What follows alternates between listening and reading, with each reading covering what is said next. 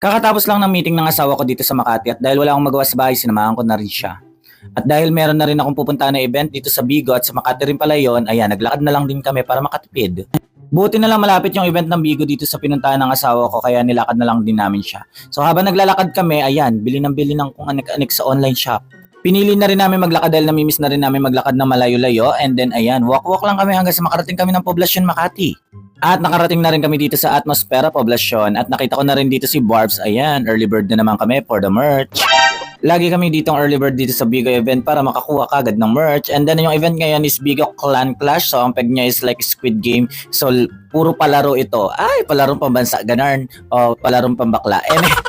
At ang maganda ngayon, may pa-candy si Bigo Live sa mga umatan ngayon. So ayan yung itsura ng bar. And then ayan si Bigo. Ayan yung nakuha ko mga candies. Parehas kami ng asawa ko na may ganyan, o di ba? Habang konti pa lang yung tao, nagpa-picture na ako dito sa photo booth para naman hindi na ako pumila, o di ba? Very very Squid Game. Oh, ang cute ko diyan.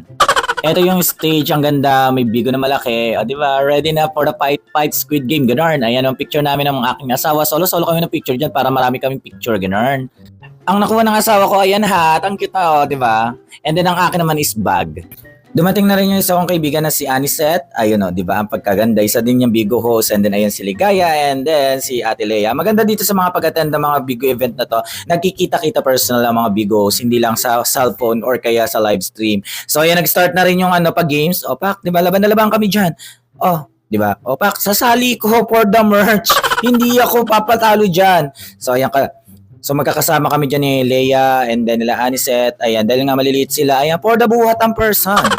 Siyempre, tuwan-tuwa kami dyan, pero talo pala kami kasi kulang kami ng cup, o diba?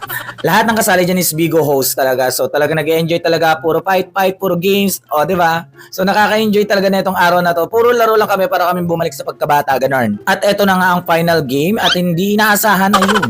Napatid ang lubid. At dahil dyan ang saya-saya ng mga bakla.